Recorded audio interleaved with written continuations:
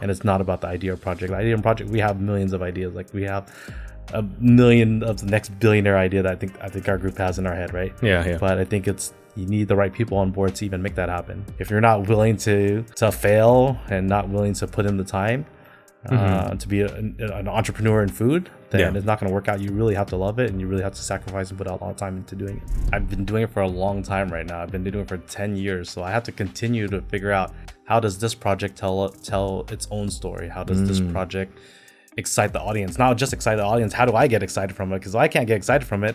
It's not going to project out there. It's not going to work. What's this little, maybe like 3% of things that's different from the other business where I can make sure that's the exciting part that turns things? Like how do you move the needle? Like leaving my name behind isn't as important to me because I'm just like a speck in this whole thing that happens. I think I'm more leaving the spirit and the aura behind of trying something different, trying to push community forward, working together, being kind to other people. I think a lot of those just little things I think that are more important than just worrying about this and having my name etched into some type of stone that 100 years later you look at it, you're like, well, there, I guess.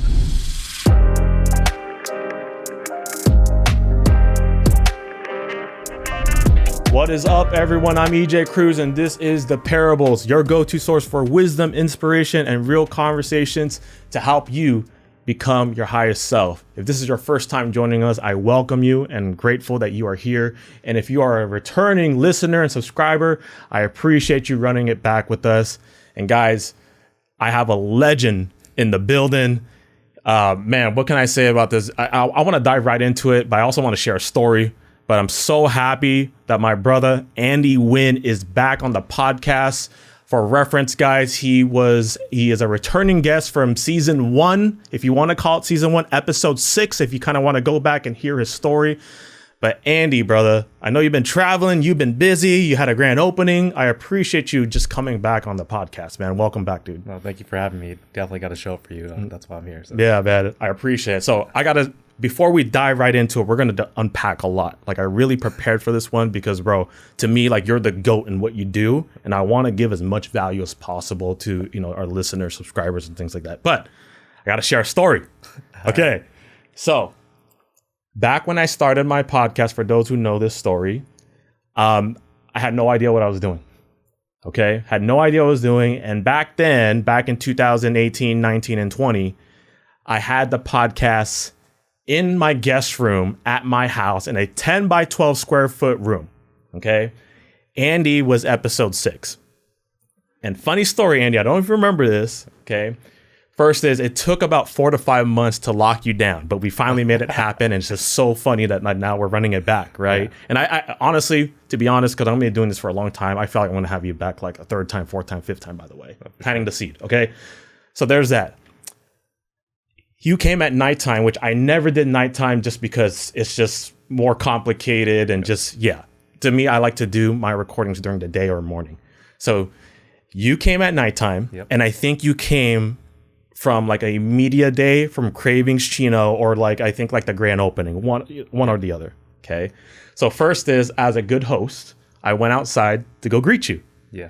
And you came out of your car, bro, and you were in a polka dot outfit from top to bottom, which I loved because I just kind of felt like, yo, man, this episode's going to be fun already.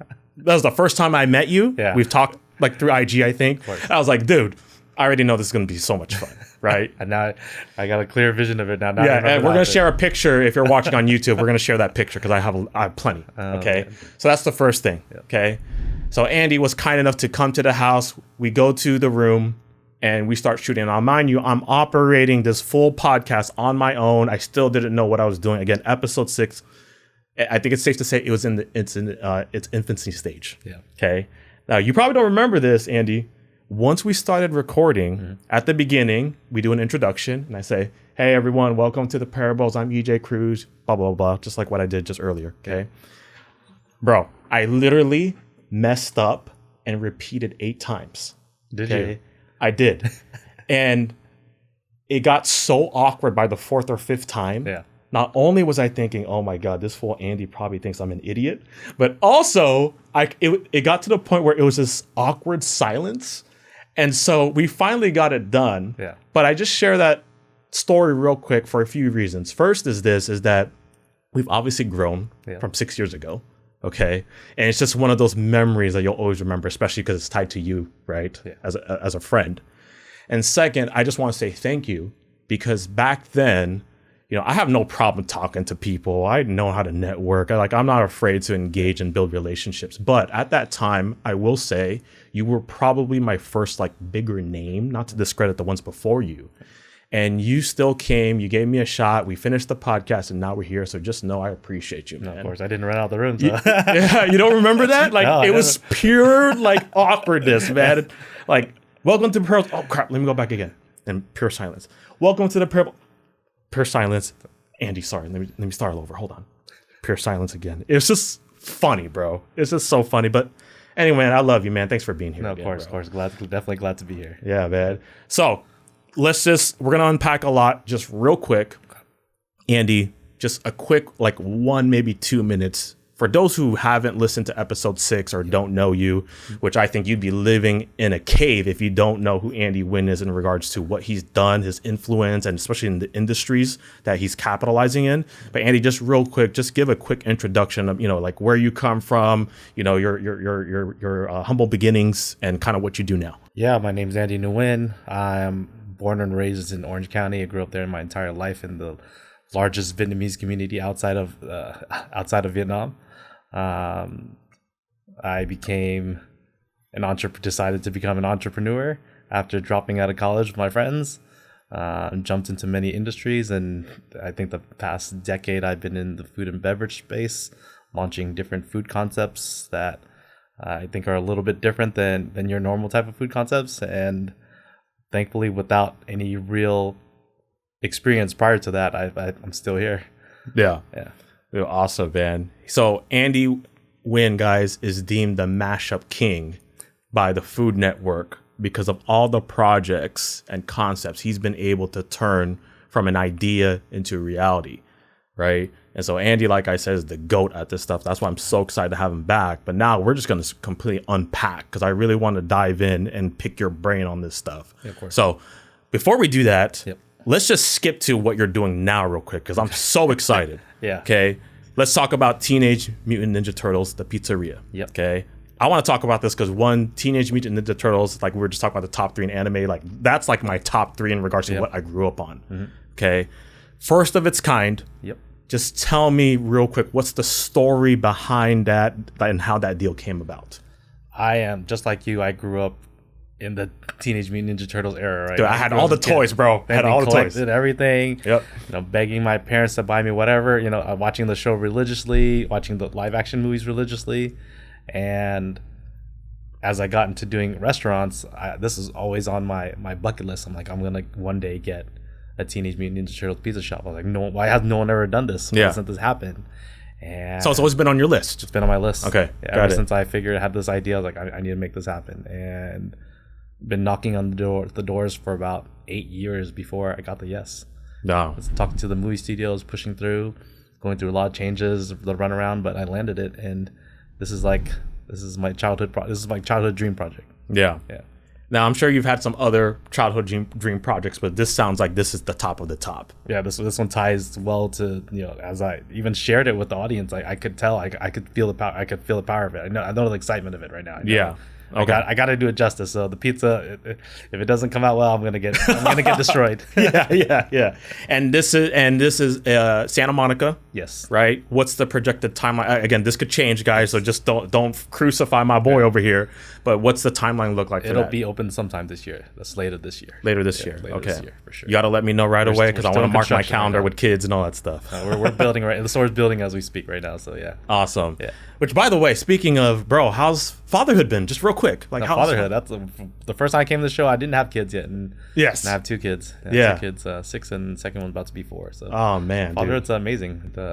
Learned a lot about juggling things, making tighter choices with things, more risk adverse to, I can't go all in as I did before. I have to weigh out my options a lot better. But I think being a father, I've made better decisions in business from it. Yeah. I was gonna say, like, to me, parenthood, fatherhood has shaped me to, to who I am today. But at the same time, to me, it's actually, I feel, made me a better business owner and operator. I agree. And right. I've seen that with a lot of my friends as well that are parents. Yeah. And people don't see that, right? Like that different perspective, like in regards to what you said, right? Time organization, like you having to say no to things that you used to say yes to, like your priorities have changed, I would imagine. Exactly. My trips are a lot shorter. Like you said, I'm not going out to every single event. I have to say no to these days and just weigh out which ones will make the biggest impact and the ones I do attend. Yeah. That's awesome, man. Well, dude, from 6 years ago to now, you've obviously built your resume, continue to build it in regards to the projects that you've either founded or maybe like you become a partner with, right? Correct. Real quick, just off the top of your list, name some of those. So I have a list here. We have Trill Burgers, After's Ice Cream, Sonic Speed Cafe, which I'm pissed off because I never got to go to that, even though it was like literally in my backyard. Matte Black Coffee, Hello Kitty Cafe in Vegas, Doe and Arrow. You've worked with like Disney, the NBA, Naruto, some big names like Snoop Dogg, Drake, Travis Scott, right? I mean, bro, that's just like a big resume. It's an intense list these days. Looking back at it, yes. Yeah. I mean, does it ever just you look back at it and you think to yourself like, man, how did I get here? Of course, all the time, because that's not a normal thing. You can't look at someone else and go, hey, there's no comparable list to it because no one else is doing all these things like we're doing as me and my group are doing. Yeah. And so, what does that look like too in regards to the group that you're talking about? Like, how has your team had to evolve, or maybe like more people come into your team in regards to accomplishing and taking on these projects, these newer projects that you're doing? What does that look like? I think these days it's more.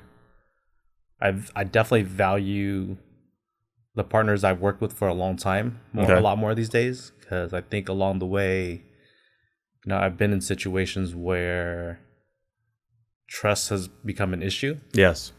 And with the partners that I've worked with for decades, I've never had those issues, and now I just value it so much more, with just being able to lean on each other, understand each other's roles,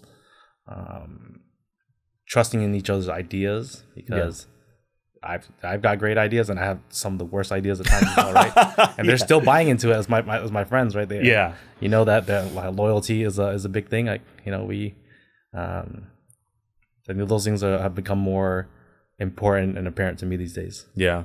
What about, would you say honesty too? Because it sounds like that's a family tight-knit, group there. Yeah. But sometimes you need that, those individuals that like tell you the truth. Of course. Yeah. And you have that in your team, in your circle too. My circle, yeah. I think that we're upfront about things. We understand each other's workflow. There's no really egos involved, and those are something I've dealt in the past few years with other people that I work with from the outside. Trust, ego, respect. Awesome. Let's get into brand building real quick, and like all the execution in regards to how these projects come about. Okay. Time and time again, bro, you've made things cool. Right. We're talking like, secret of like food and the dining experience, like becoming, I guess, quote unquote, fashionable. Right. I mean, what's the secret sauce to that? Is it the storytelling? Is it just the marketing? Is it the concept itself? Like, what does that look like? I think it's a bit of everything, right? I've been doing it for a long time right now. I've been doing it for 10 years. So I have to continue to figure out, how do I outdo myself from the previous time? How does this project tell its own story? How does this project excite the audience? Not just excite the audience. How do I get excited from it? Because I can't get excited from it. It's not going to project out there. It's not going to work. So I'm looking for like these little cues, these little things, these little snippets of like, what's this little, maybe like 3% of things that's different from this the other business, where I can make sure that's the exciting part that turns things. Like how do you move the needle? And I think that's a key part to, I guess, our success that we've had, is just looking for those little niches that no one's touching. And because our group was always about, we don't want to do what everyone else is doing, right? If we're going to do a similar concept, we're always going to tweak it in some different way to make it different from everyone else. So you want to definitely be different. But what I also heard, and I wrote this down, was it sounds like you're always looking to go out of the boundaries, I guess you could say, or like set the expectations higher. Like what level, how much more can we take this more? Correct. Right. And give people a different experience, a different like feel. Is kind of what I'm I think because there's so many places to choose from these days, and how do you stand out amongst that? And then not just standing out, can you deliver a great experience from that, a memorable experience? It's a competition of almost attention. I think these days, but because our attention span's even shorter these days, so we're fighting for it. Right? Yeah, we're fighting for every time, and food and beverage is a tough industry to be in. Yeah. I also heard too. It sounds like you got to be in tune with what's relevant, or maybe like what's cool. I think in some parts, I think that makes sense too. But I think a lot of times we're also controlling the story and narrative of how we put that, project that out there too. Yeah. I think one of the things I admire about you, I almost feel like you're just like me in regards to, I think people don't understand how great of a networker you are. Like, I think like, right, a testament to like your success is how you've been able to network and work with so many different big names, brands, and people, right? How much would you say is networking a part of your success, but also at the same time being resourceful? Because networking is one thing, but also, you have to be resourceful to make these things come to life, right? Like, what does that look like? Networking versus being resourceful. I think that has been, networking for me has been so big in how I've grown and how I've been able to have this Rolodex of contacts and be able to work with everyone, because it goes back to me being in grade school and high school. I hung out with the nerds, I hung out with the cool kids, I hung out with the anime kids, I hung out with the baseball players, the gangsters, the girls. I just hung out with. I treated everyone the same way, and I think that carried over on just me understanding how to work with other people and build communities and be around each other and connecting dots. Yeah. That's awesome. I have a saying that I really follow by. It's not it's not what you know, but who you know and what they think of you. Right. So you could know a lot of people, but I like to think like the people that you've networked with, right? They got to like you. Yeah, no, absolutely. Right. Of course. And so have you been what would you say? Like, have you been able to, when networking, would you say like you position yourself as just being the true person to who you are, or do you kind of control the narrative a little bit? I've always stayed true to myself, right? I think I think the way I grew up and being, in my early days, I got bullied and picked on, and I never wanted to be, I never wanted to treat other people that way. Yeah. And I think that just kept projecting on, and I just got more comfortable in my skin, I guess, and different ways of providing value for people that I meet, and without expecting anything in return, right? So some people I've known for decades and I've never asked for anything, and somehow 10, 12 years later, we end up working together just naturally. It happens. Yeah. Dude, let me ask you this. So I think a lot of people miss this. Like, they may look at Andy and be like, yo, whatever this dude touches, it's gold. Like, he just has a special aura. Like, I don't know, right? Because I used to think like that, right, back then. Yep. But the reality is, and correct if I'm wrong, I think the main foundation of everything you've been able to build is your personal brand. Yep. Like Andy Nguyen. Like Andy Nguyen's brand, right? Like people, like names like Snoop Dogg, Disney, Sonic, they don't just work with everyday people, right? Like, I like to think they looked at you as your personal brand, and then of course they looked at your credibility, your resume, and all that stuff. So how much of your personal brand would you say has been a part of your success? And second question after that, what can people do like literally right now to build their personal brand to kind of, get that success, or be able to work with these big names? Of course, I think in my later years, it became more important, and I think I became more aware of that. Okay. I think early on, I used to showcase sharing stories about everyone else instead of putting myself in the forefront. Okay, dude, we got to go back to that. Yeah. So back then, you focused more on sharing other people's stories, but you realized you had to share your story as well. Correct. I think people needed to get a glimpse of why I was sharing those stories in that way, right? Yeah. And I was like finding points on how I was sharing other people's stories, and the ways they didn't understand, they didn't see it, and I knew I had to pretty much step up to the plate because everyone was started becoming curious about my story. Yeah, and I had to start being comfortable with that. But it's been obviously it's a huge part of it, and it's very important to my personal brand now and whatever I do. I like what you said, and I wanted to repeat that because I feel like it's a win-win. You're sharing other people's stories. They're getting the spotlight, right? Where you're working on a project, but at the same time, you're telling your story, right? It's like a win-win for both parties, I guess you could say, or everyone involved. Of course, because they have their community, and I'm building my community at the same time. Yeah, and that's what we call leveraging each other's audience. Absolutely, which what we're kind of doing right now, to be honest, right? Come on, let's go. All right. So let's talk about now the creative process, right? Everything that you've been doing, there's a process to this, right? Innovation to it, and so I like what you said. Like you have a circle, a group who you're loyal to. You guys have done multiple projects, and some of those projects are crazy. Right. And you got to be told like, hey, I don't know about that one, Andy. Right. But my question is this. What's your process of going through an idea to execution? Like, how do you know when a crazy idea is worth chasing? Because I'm the type of person, I feel like I always have these ideas, but sometimes I go back and forth. I'm like, I don't know if I should really chase that. Like, you know what I mean? Like, what does that look like? Like, how do you know if it's worth it? I usually know when it's worth it is when I can't stop thinking about it, right? When it's running through my head and the ideas are flowing and you can see me typing the notes in my phone or writing an email about it to myself so I can make sure I remember it and go back to it later. And as I start connecting the dots to it, I'm like, okay, well, I'll have this chef on board. I think he can execute and kill on this. And I think if I put in this location, it's going to work perfectly. So I think once those things all align, that's when I know I have to move forward. If I find the right location, I have the right team, I'm like, hey, we need to go right now. And sometimes it's not about the project killing it. Sometimes it's the project has a certain story or something about it that I'm looking for, right? Like if it's sometimes I'm trying to push a Vietnamese concept. It might not be the concept that's going to have lines down the block, but for me, I'm seeing it as, hey, I'm telling the story of my Vietnamese community and how I want to tie myself to my heritage somehow. Yeah. And how do I share that with the world?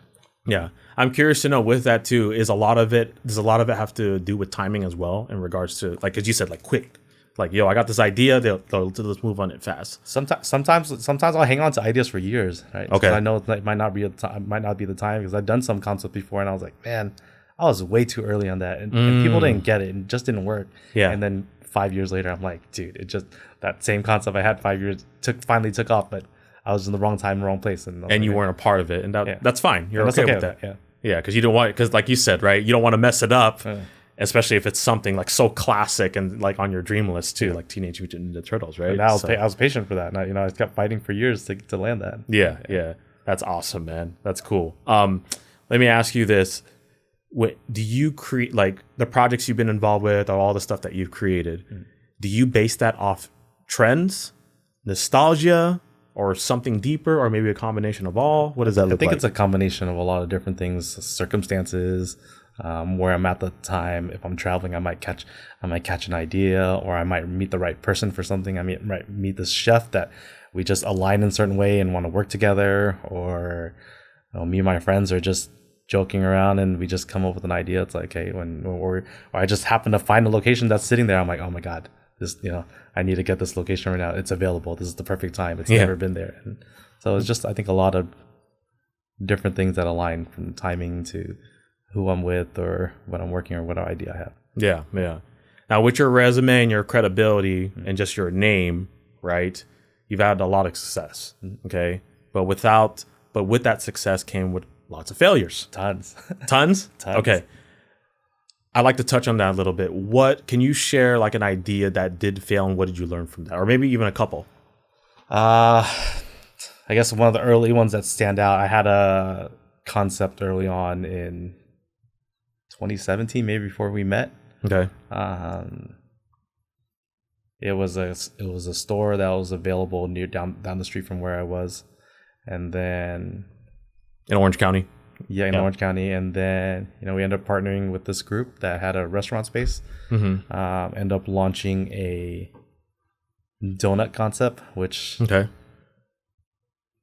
me, still to this day, like, I punch myself all the time. Like, why did we do this? Oh, okay. Because donut concept was, we were doing crazy donuts. Yeah. But the store didn't open till 11. And 11? What do you mean 11 a.m.? Oh, and got donuts, it. What time you're supposed to serve donuts at, right? Pretty much 24 hours. Yeah. And then, we're having issues of we couldn't produce the donuts on site, so they're being delivered over. Freshness changes, stuff like that. Things that things that I don't want to put my name on, because I'm like, why am I putting my name on this if it's not coming out the way it should, right? I'm like, hey, if it doesn't come out this way, then I don't want to put my name into that. And, because that's your brand, right? Yeah, that's your reputation. We open the door, lines down the block, but then we start getting the bad reviews, and I'm like, oh my goodness, this is like killing me. And we ended up having, that was a big failure, a lot of money spent, and we had to pivot. So we pivoted. Thankfully, we were smart enough to pivot to a different concept, and that worked out afterwards. That one worked out. Yeah, but at that point, it was a failure. It was a natural failure. We're losing. We're burning through money, burning through funds, and we didn't really have an answer while we're in it to make the changes that we needed. So, what's your definition of failure? So that's like you said, burning money. Yeah. You're getting reviews, or you just couldn't deliver. I think failure is if your business begins to bleed and you're going to like your personal cash reserve, that's a bad thing. It's like, come on, Ejay, the common things here. Come on. Stores having to close stores. A lot of those things I think are failures lessons. Okay. And then, so what did you exactly learn from that? Was it in regards to making sure that you had the product available? Was it making sure that, you're profitable? Was it, what exactly did you learn from that? I learned from that situation that it had to be a concept that I was 100% behind, right? It had to be able to deliver the processes, the product at the end of the day, the experience. Yeah. And I don't think the team I was working with was behind that at the time, right?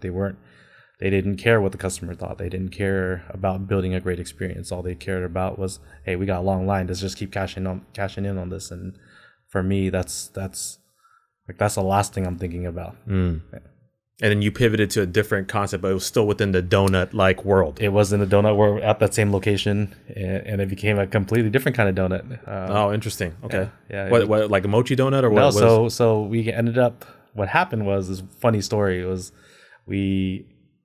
I traveled overseas. Okay.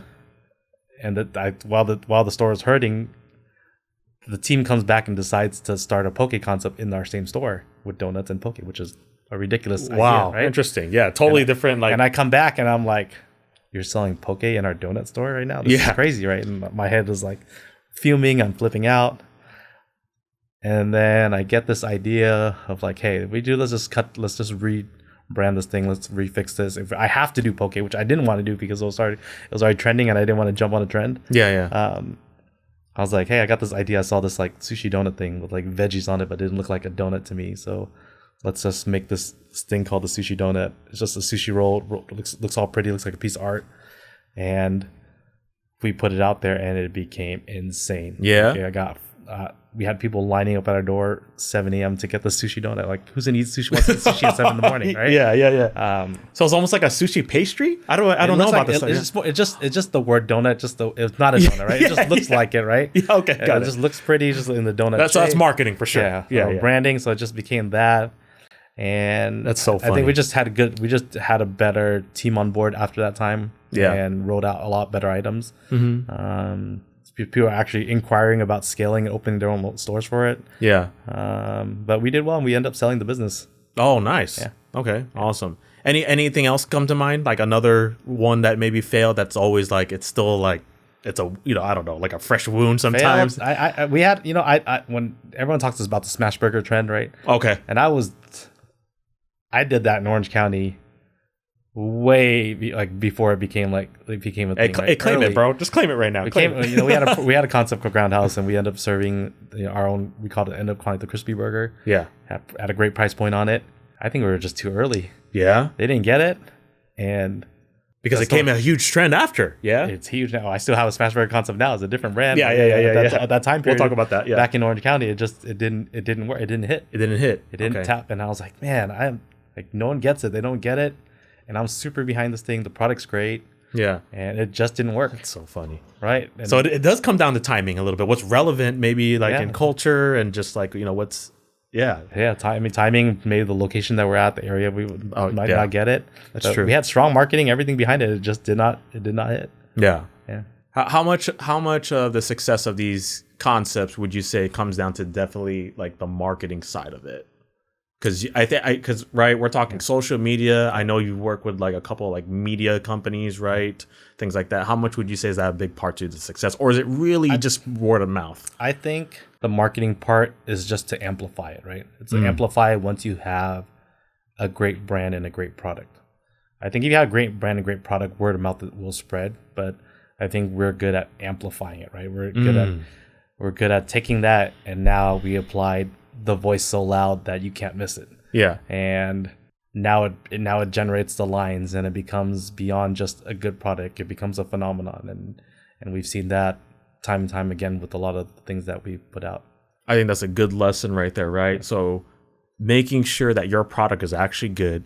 It has the name, the brand, and then that in itself will create the noise, right? The word of mouth, the lineups, like, yo, you got to go here, the shares on social media, and then eventually you could amplify it with digital marketing and all that other stuff. Of course. Yeah, I think you always have. I think a big part of it for us, we always go back to the core of it now. Okay. Like understanding a lot of times that you've seen throughout the years is that some people have one hit item, and it's maybe good for like 3 months, and then they're gone, right? That brand is like, here, gone tomorrow. I think for us, it's always about having a strong core product. Something for us is like people can come back to or eat on a very often basis, and then we can make the fun stuff around it if we need to. Yeah. That's awesome, man. Let's talk about now, like, your growth as a leader, because you've obviously had to, you become resourceful. You have a team now, right? What did that look like back then versus now? Like, how do you think you've grown over time? How's your leadership evolved? I think before I was more in agreement with everyone, right? If it was like a team, a mass consensus, and I would just say like give a soft yeah, I guess, like a stuttering, okay. yeah, I guess because everyone said yes, I'm gonna jump in with you. Yeah. I think these days, I'm a lot more stomp my foot and be like, we're not doing that. There's no way. Yeah, I'm gonna give you guys. If you guys do this, I'll give you guys the roadmap. If you do this is what's gonna happen, right? And I don't want to be the guy that goes, "Hey, I'd hate being the I told you so guy," right? And once we get there, it becomes a problem. I think these days it's like, "Hey guys, I can see from a mile away. If we do that, we are in big trouble." So to avoid that, let's try these other options instead. Yeah. Has your team done projects without you, like in regards to? Does that make sense? Like maybe like a project has come to your guys' team, but you're just like, nah. But they still went with it even after going against it. I'm just curious. In the past, yeah, it's happened before. Okay. But then they get the "I told you so" part, and then, what I mean? They know. So too. You were right. You were right. They hate it when if it's the "I told you so," Andy. If they get that side of me, they know I'm gonna rub that in their face for a long time. Like I definitely don't hold back. That's funny, man. Yeah. See, that's why I said that sounds like a really good group, a family group right there. Yeah.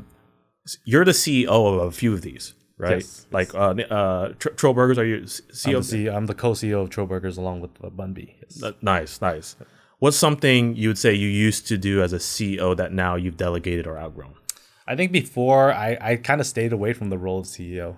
I always kind of like stayed a like co-owner or creative direction. That's what I thought too. I usually didn't want to be the last person to have to answer things or make the decision. Yeah. But I think these days I'm a lot more comfortable with it. And I'm willing to take those hits, right? If I make the decision, if it works out, great. If it doesn't, then I'm willing to deal with those consequences. Yeah. So you it sounds like you purposely waited a little bit until you felt more comfortable. Maybe you were more involved with the project and the opportunity was there. Yeah, I think before I maybe leaned on my team a lot more. And these days I'm more trusting my gut instinct. Nice.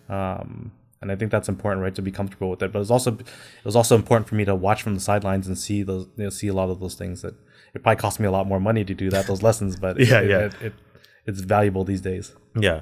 It sounds like, from what I'm hearing, correct me if I'm wrong, it sounds like you're involved with projects where you do have, I guess, that you could be in that CEO role, but you still have that creative control. Correct.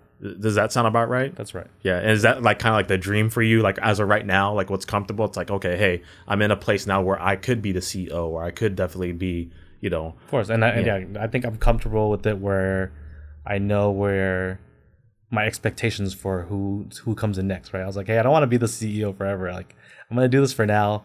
Someday we're gonna once it gets out of my pay grade, we're gonna bring someone on that can take that part on, and then I can be on the side on his shoulder, being like, hey, in terms of being creative or how to increase sales or whatnot, then I'll kind of tap your shoulder on those things. But I'll do it for now until we get that guy in. Yeah. So it sounds like being the CEO is not something you want to do long term.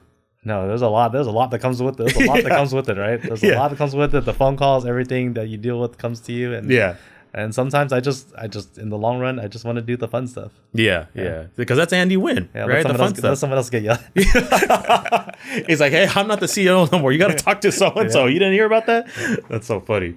Now, you've had success in lots of different industries. Yeah. Okay. Yeah. Fashion, food. I think you did you did real estate appraisal, if I remember correctly, a little bit. Things, lots of different things. Do you see like a common thread between all of them, like in regards to like what's helped you win in between them? Because I feel like, again, from the outside in, it's like, okay, whatever Andy touches, I feel like, it's gold, right? Is there a common thread between all of them? There's definitely a common thread. I think the common thread is the willingness to try something different, right? The willingness to dive into things that we don't know, and just figure it out along the way.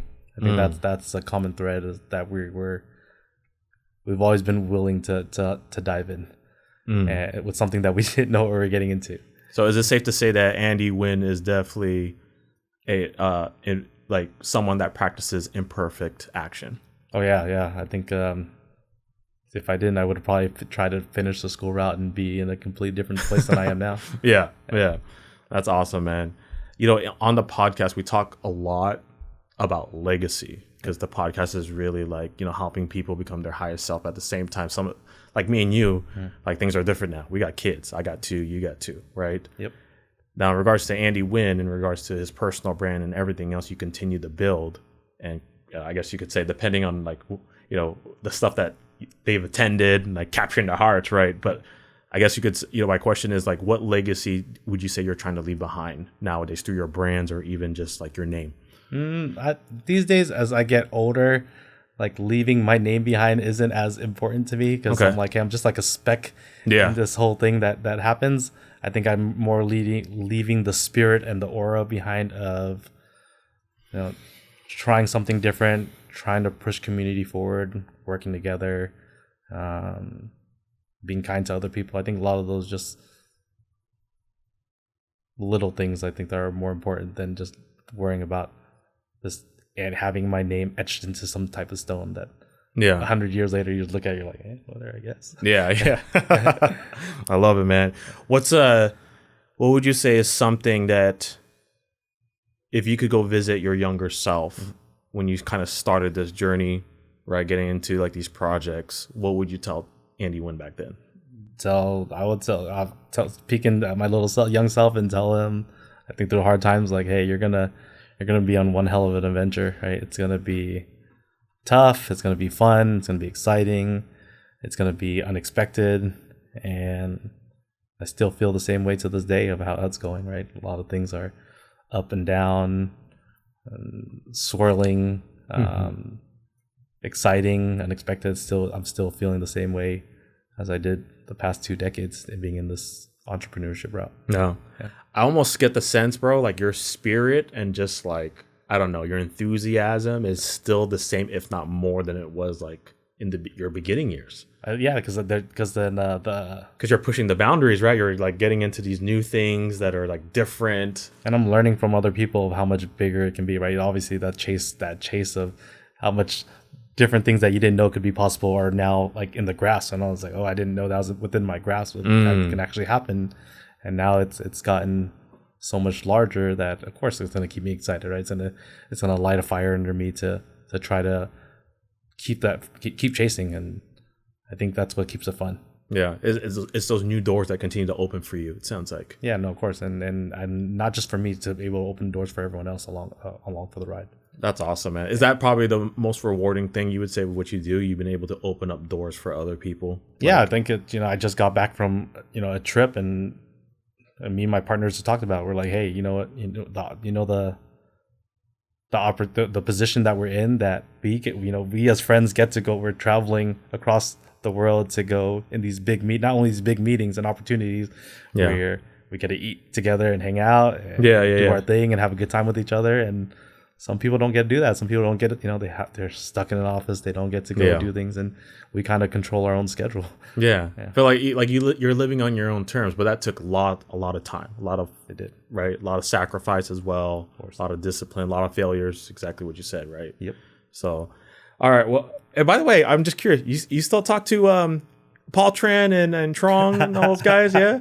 I talk to me and Paul Tran. If you see the messages that he posts of me and him talking trash to each other and trolling each other, we talk all the time, and we still do consulting gigs. We actually do a lot of consulting gigs together. Nice. Me and Paul. Shout out to Paul, man. Paul was on the podcast for those who are wondering who's Paul Tran. He was on the podcast. Yeah. And then Trung, I just talked to him a few weeks ago. I'm actually on the board on the Berry brand the business with them. Oh, nice. I didn't know that. Okay. Yeah. So I'm like super behind the scenes on that he's doing, but nice. I still talk to the guys all here and there. Yeah, those guys are awesome, man. Yeah. Trong also was a previous guest on the podcast as well. I'm just getting all your friends, bro. Yeah, I'll see him on the pickleball court soon, Paul. Oh, word. Okay, there you go. So something I forgot to ask when we were talking about the creative side. So I'm sure there's so many people that would love to work with you. Okay, they got an idea. They're like, bro, I know this is it. This is the new big thing. Right. Food concept, whatever. I mean, every now and then I feel like I have an idea, right? I just forget to pitch it to you. But anyway, what does that look like? Like, how can someone work with someone like you, get your attention, know it's real, again, know it's worth chasing, putting all their sweat and tears and their money into it? I think a lot of times everyone thinks that everyone thinks they have the next best idea, right? I think the idea is like, you have 10,000 different plus ideas a day. Like, I have tons of ideas a day. I think these days it's not even about the idea. Like, when I'm working with other people, I'm usually investing my time into the person that I'm working with. Yeah. And it's not about the idea or project. The idea and project, we have millions of ideas. Like, we have a million of the next billionaire idea that I think our group has in our head, right? Yeah. But I think you need the right people on board to even make that happen. Yeah. And like I said, it's about the people, what are their traits and their willingness to dive deep into this industry, which is ultra tough, right? If you're not willing to fail and not willing to put in the time to be an entrepreneur in food, then it's not going to work out. You really have to love it, and you really have to sacrifice and put out a lot of time into doing it. So you got to be willing to fail. You got to be willing to put the time. But it also sounds like you got to surround yourself with the right people. That's kind of what I'm hearing. And you gotta be open-minded. You gotta, there's so many different things that we look for in terms of like who we decide to work with these days. And the concept is probably the last thing I even look at. Really? Yeah, I don't even want to. If they're asking me like, I got to pitch this idea, I probably won't even listen to it these days. Dang. I'm probably looking for like the person like who's willing, like, hey, I'm down to come in and work. I'm down to come sweep your floors for the next year, right? Just to be near you and figure this thing out. And if they seem, smart, if they're picking things up quickly, if they're agile, open-minded, they'll probably make it with our team. Interesting. Yeah. Could you share, hopefully there's no legal issues, could you share like an example of like someone that I'll share a recent one. Yeah, please. I'll save his name in concept for later because we haven't revealed it yet. Yeah, okay. But in terms of it is, I had a buddy out in Seattle, right? And we became buddies through mutual friends. And I met him, and I loved his energy, right? And we just kept talking over the years. Every time I come in town, he'd pick me up, take me around, and educate me on a lot of things. He started teaching me some of these concepts out in Seattle that I didn't know was a thing. I was like, well, I didn't know that was a thing. He had worked in the food industry for a little bit, and he ended up dropping out. He ended up going to fashion, which is the reverse of what I did. Interesting. And he was stung by it. He didn't want to work in the industry again. But then years later, I just pitched him this idea. I was like, I have this idea, and I would like you to run it. I was like, hey, I don't need you to put capital in. I need you. And ended up investing into him. And this concept is soft open right now, and it's actually doing pretty well without any like crazy push behind it. Yeah. And you could tell by his energy, the customers love him. They love him. And it's they talk about the food second. The food's excellent. Yeah. But they talk about the food second. They talk about him first. Wow. The reviews. It's amazing.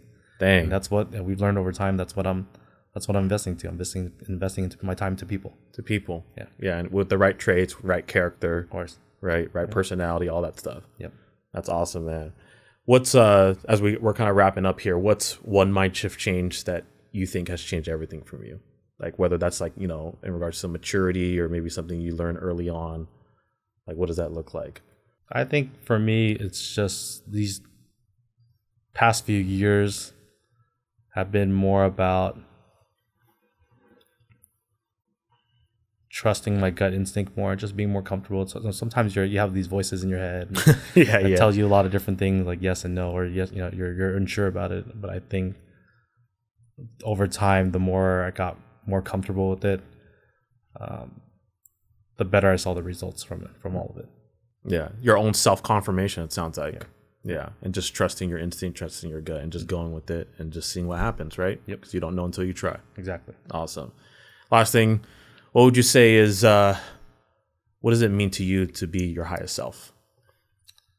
I think that changes all that continues to evolve and get bigger all the time. Yeah. I think for someone like you especially, or like us, right? Yeah. I think as long as I continue to give life my best effort, that I know I always think my best is ahead of me, right? I'm 40 now, but I still feel like the same way I did 10, 20 years ago. Yeah. My best work is still ahead of me. Yeah, I love it. Yeah. All right, so I'm going to make an attempt to try to make this an exclusive, but what's next for Andy Nguyen? Like what are people not ready for? Is there something you're working on aside from the Teenage Mutant Ninja Turtle? Yeah. Like what can people expect? I'm always in my pocket of developing different things around where our he's going to share with me after the recording, by the way, guys. I'm kidding. We got Trill Burgers expansions. We have some cool IPs that we're working with that I think are special that I can't say yet. Working on brands within the culture, working with some of my other friends on developing things in and outside of food. Yeah. We've always got things that we're touching that we don't talk about too much. Yeah. But we're always trying our best to grow and keep it exciting and involve. It yes. sounds like, yeah, that's awesome, man. Do you ever feel like, just real quick, just because you were talking about that, you ever feel like there's too much that you're taking on a little bit? Too much? I got points in time. There's like moments where I'm like, damn, there's a lot going on, and I'm being pulled in a lot of different directions. But then I always remember like, hey, most people don't even get this chance at all. So enjoy it and take it all in, and whatever happens. Yeah, you just remind yourself, and it's just like, yo, man, just keep it moving. Yeah, just gotta keep it moving. Yeah, awesome, man. Andy, I appreciate you coming on the podcast, man. If anyone wants to reach out to you, maybe even potentially pitch an idea to you, I don't know, but where's the best place that people could reach out to you, man, or look for you? You can reach me on all my social media channels at Andy the Nguyen. All right, awesome. Andy, I appreciate you. running it back with us on the parables, and appreciate all of you. I hope you love that one. Lots of nuggets. Andy Nguyen, everyone. Take care. Parables Podcast, we're out of here.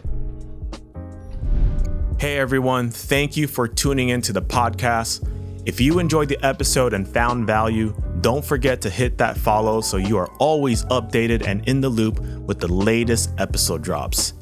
In addition, if you could rate the podcast, that would help us tremendously with visibility. Lastly, if you know someone that would enjoy or benefit from this episode or the show, please pay it forward and share it with them. It means a lot to us. Thank you, and we'll see you next time.